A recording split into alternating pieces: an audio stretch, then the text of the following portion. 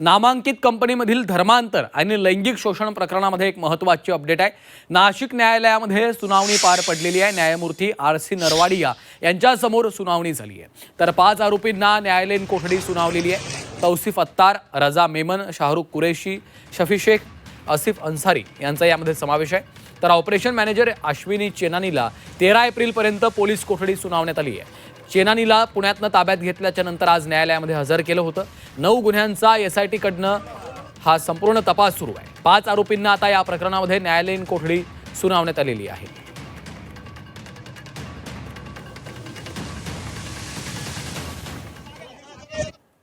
तपास यंत्रणेकडे मागच्या दिलेल्या PC पासून आजपर्यंत तपासामध्ये काहीही प्रगती दिसत नाही आहे आणि प्रगती दिसण्याजोगा तपास आता काही राहिलेला नाही।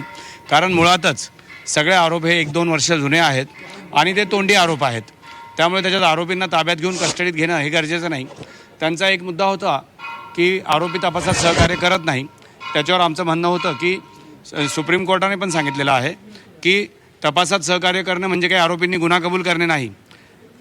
त्यामुळे मला असं वाटतं की आज मेहरबान न्यायालय दोघांचा युक्तिवाद ऐकून योग्य तो हुकूम करेल। अजून हुकूम झालेला नाही। आणि या संदर्भात अधिकची माहिती घेऊयात। आमचे प्रतिनिधी योगेश खरे सध्या फोनलाईनवरून आपल्यासोबत आहेत। योगेश, 5 आरोपींना न्यायालयीन कोठडी सुनावण्यात आलेली आहे। काय संपूर्ण हा निकाल आहे? काय नेमकं घडलंय कोर्टात? एका बहुराष्ट्रीय कंपनीमध्ये मुलींचं शोषण, त्याचबरोबर त्यांचं धार्मिक छळ आणि धर्मांतर करण्याचा प्रयत्न असे 9 गुन्हे एकूण दाखल झालेले आहेत। नाशिकच्या त्या बहुराष्ट्रीय कंपनीमधून 5 ते 6 जणांना एकूण अटक करण्यात आली आहे। त्यापैकी 5 जणांना आज हजर करण्यात आलं। त्यांना दुसरी पोलीस कोठडी मिळालेली होती। आता पुन्हा त्यांना पोलीस कोठडीची मागणी करण्यात आल्यामुळे कोर्टाने त्यांना न्यायालयीन कोठडी ही सुनावलेली आहे।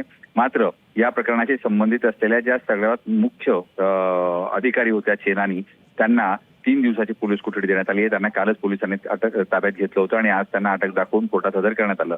त्यावेळी त्यांना 3 दिवसाची पोलीस कोठडी ही चौकशीसाठी देण्यात आली आहे। त्यामुळे आता एकूणच हा सर्व झालेला प्रकार आणि कंपनीमध्ये झालेली प्रशासकीय कारवाई याचा उलगडा होण्यामध्ये मदत होणार आहे। पूर्ण चौकशी झाल्यानंतर या संपूर्ण प्रकरणाचा खुलासा होण्यास मदत होईल। निश्चितच धन्यवाद योगेश या सविस्तर माहितीसाठी। सागर गायकवाड आमचे प्रतिनिधी सध्या आपल्यासोबत थेट जोडले गेले आहेत। त्यांच्याकडनं देखील या संपूर्ण प्रकरणामध्ये आणखी काय अपडेट्स आहेत ते पाहूयात। सागर, नामांकित कंपनीमधील धर्मांतर आणि लैंगिक शोषणाचं हे प्रकरण आहे। यामध्ये आता जे आरोपी आहेत त्यांना 5 आरोपींना न्यायालयीन कोठडी सुनावण्यात आलेली आहे। काय नेमकं आज कोर्टात घडलेलं आहे? काय अपडेट्स आहेत या प्रकरणामध्ये? नक्कीच खरं तर आज ह्या धर्मांतर प्रकरणामध्ये 6 आरोपी होते। त्यातला एक न्यायालयीन कोठडीमध्ये होता। 5 जे आरोपी होते त्यांना PCR मिळाला होता।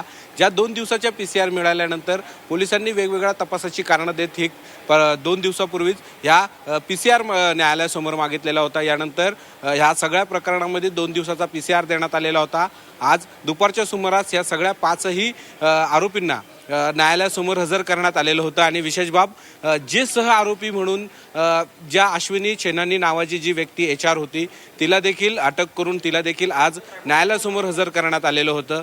तर यामध्ये आता या सगळ्या युक्तिवादामध्ये सगळ्यात महत्त्वाची बाब, न्यायालयासमोर पुन्हा SITने पोलिसांनी ही ह्याबद्दल पोलीस कोठडी मागितलेली होती। यात वेगवेगळ्या तपासाची कारणं देण्यात आलेली होती। या कारणामध्ये न्यायालयासमोर सरकारी वकिलांच्या समोर आणि न्यायालयासमोर आरोपीच्या वकिलांनी युक्तिवाद करत विचारलं की ज्यांना ऑलरेडी 2 दिवसाची PC देण्यात आलेली होती आणि यामध्ये तपासामध्ये त्यांनी पूर्ण तपास केलेला आहे। यामुळे ह्या गुन्ह्यामध्ये ह्या 5 जे आरोपी आहेत त्यांना MCR मिळावा। तर न्यायालयाने ती बाजू ऐकून ह्या 5 जे आरोपी आहेत त्यांना MCR देण्यात आलेले आहे। न्यायालयीन 14 दिवसाची कोठडी देण्यात आलेली आहे। मात्र आज सकाळी अटक केलेल्या अश्विनी चेनानी ज्या HR म्हणून होत्या, ज्याच्यामध्ये ह्या ज्या 9 मुली होत्या, ज्या 9 मुलींना लैंगिक अत्याचार झालेल्या होत्या, याची तक्रार जी आहे ती ह्या HR कडे देण्यात आलेली होती। मात्र या तक्रारीचं तिने जे निराकरण करायला पाहिजे होतं ते केलेलं नाही, ते दखल घेतली नाही। यामुळे